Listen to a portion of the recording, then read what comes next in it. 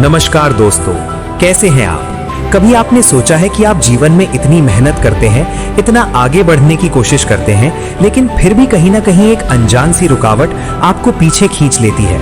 आप सबसे अच्छे महाविद्यालयों में पढ़े हैं, आपके पास अच्छा खासा कौशल है, लेकिन फिर भी कार्य क्षेत्र में वो उन्नति नहीं मिल रही जिसके आप हकदार हैं। या फिर आपके पास धन आता तो है लेकिन टिकता नहीं, पानी की तरह बह जाता है।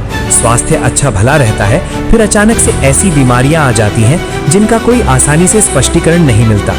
रिश्तों में भी सब कुछ ठीक चलते चलते अचानक से अनबन शुरू हो जाती है। अगर आप इनमें से किसी भी स्थिति से खुद को जुड़ा हुआ पा रहे हैं तो शायद इसके पीछे का कारण वो नहीं है जो आपको सामने से दिख रहा है। इसके पीछे हो सकती है पूर्वजों की ऊर्जा का अवरोध। जी हाँ, आपने सही सुना, हमारे पूर्वजों से मिले कार्मिक अवरोध। ये वो अदृश्य बाधाएं हैं जो पीढ़ी दर पीढ़ी चलती आती हैं और हमारे जीवन के हर पक्ष, हमारी संपत्ति, स्वास्थ्य और संबंधों को अनजाने में नियंत्रित करती हैं। कल्पना कीजिए उस युवा उद्यमी के बारे में जिसके पास एक बहुत ही शानदार व्यापारिक विचार है। वो बाजार शोध करता है, निवेशकों से मिलता है, दिन रात एक कर देता है, लेकिन जैसे ही उसका व्यापार आगे बढ़ने लगता है, अचानक से ऐसी समस्याएं आने लगती हैं जिनका कोई तर्क नहीं होता। कभी कानूनी उलझने, कभी साझेदार से धोखा, तो कभी अचानक से बाजार में गिरावट। वो बार बार गिरकर उठता है, लेकिन हर बार उसे एक अजीब सा एहसास होता है, जैसे वो सफलता के बहुत करीब पहुंचकर भी उसे छू नहीं पा रहा। एक अनजाना सा डर, एक गहरी उदासी उसे घेर लेती है। उसे लगता है जैसे वो इसके योग्य ही नहीं है। जानते हैं क्यों? क्योंकि शायद उसके परदादा, जो एक बहुत बड़े व्यापारी थे, उन्होंने अपने आखिरी समय में एक बहुत बड़ा धोखा और नुकसान झेला था।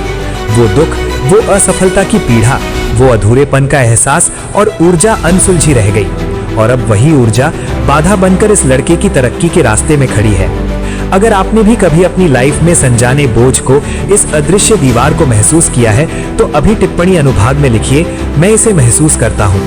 मुझे जानना है कि कितने लोग इस अनदेखी लड़ाई को लड़ रहे हैं। आपका हर एक विचार मुझे ये हिम्मत देगा कि मैं इस विषय पर और गहराई से बात कर सकूं।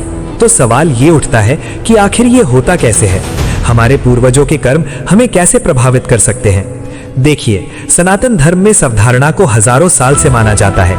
इसे हम पितृदोष के नाम से भी जानते हैं। लेकिन पितृदोष का मतलब सिर्फ श्राप नहीं होता।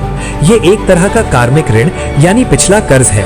ये हमारे पूर्वजों की अधूरी इच्छाओं, उनके अधूरे काम और उनके अनसुलझे भावों का बोझ है जो पीढ़ी दर पीढ़ी हस्तांतरित होता रहता है। हमारे शास्त्रों जैसे कि गरुड़ पुराण में इसका विस्तार से वर्णन है। भगवद गीता हमें कर्म के सिद्धांत के बारे में बताती है कि हर कर्म का एक फल होता है, लेकिन ये कर्म सिर्फ इस जीवन तक ही सीमित नहीं। हमारा अस्तित्व एक नदी की तरह है और हमारे पूर्वज उस नदी का स्रोत है।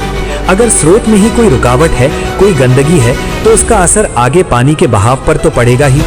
उनके अनसुलझे भाव, उनके अधूरे सपने या उनके किए गए कुछ गलत कर्म एक पद चिन्ह छोड़ जाते हैं। ये पद चिन्ह हमारे डीएनए में, हमारे अवचेतन मन में और हमारे आभा मंडल में यात्रा करते हैं। और अब विज्ञान भी इस बात को मानने लगा है। एक क्षेत्र है जिसे कहते हैं एपिजेनेटिक्स। ये विज्ञान कहता है कि हमारे पूर्वजों के अनुभव, उनका मानसिक आघात और उनका तनाव उनके जीन्स में कुछ रासायनिक बदलाव कर सकता है।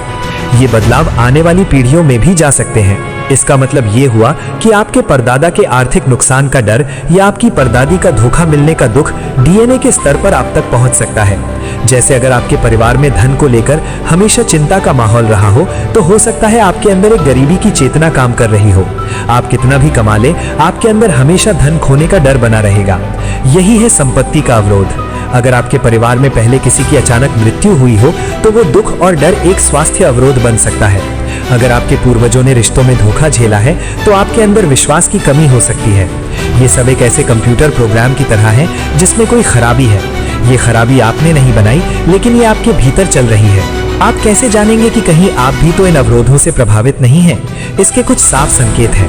पहला, आपके परिवार में नकारात्मक ढांचों का बार बार दोहराया जाना। जैसे कि क्या कई पीढ़ियों से लोग व्यापार में एक खास स्तर पर आकर असफल हो जाते हैं, या क्या विवाह विच्छेद का एक सिलसिला चला आ रहा है। दूसरा, बिना किसी वजह से डरना, जैसे पानी या ऊंचाई से बहुत ज्यादा डरना। तीसरा, सफलता के करीब पहुंचकर खुद ही सब कुछ खराब कर देना। और चौथा, हमेशा ये महसूस करना कि आप सफलता के लायक नहीं हैं। तो अब सबसे जरूरी सवाल, इसका समाधान क्या है? हमारे शास्त्रों में इन समस्याओं के बहुत सुंदर समाधान दिए गए हैं। महादेव शिव जो हर तरह की नकारात्मक ऊर्जा और अवरोधों के विनाशक हैं, उनसे बड़ी कोई उपचार शक्ति नहीं है। सबसे पहला कदम है जागरूकता और स्वीकार्यता।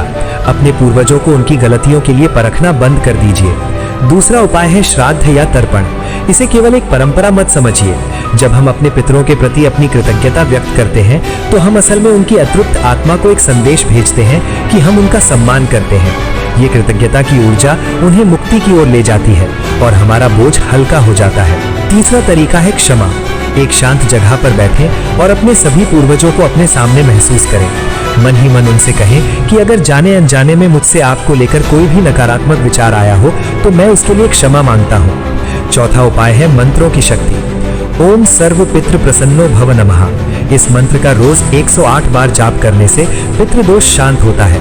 इसके अलावा महामृत्युंजय मंत्र एक ऐसा सुरक्षा कवच बनाता है कि कोई भी नकारात्मक ऊर्जा आप पर हावी नहीं हो सकती। और पांचवा उपाय है खुद एक जागरूक पूर्वज बनना।